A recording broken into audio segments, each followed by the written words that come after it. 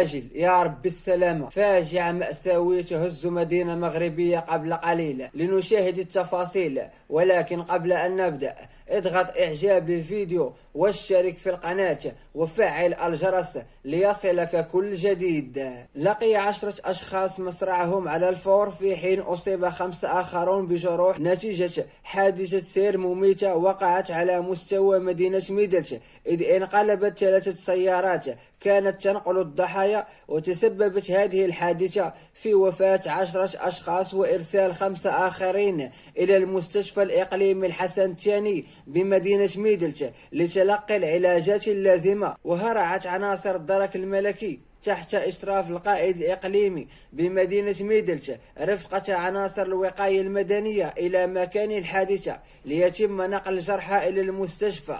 وموازاة مع ذلك أجرت عناصر الدرك الملكي معاينة للحادثة، وأشرفت على نقل جثث الهالكين بواسطة سيارة نقل الأموات إلى مستودع حفظ الجثث قصد المعاينة والفحص والتشريح الطبي.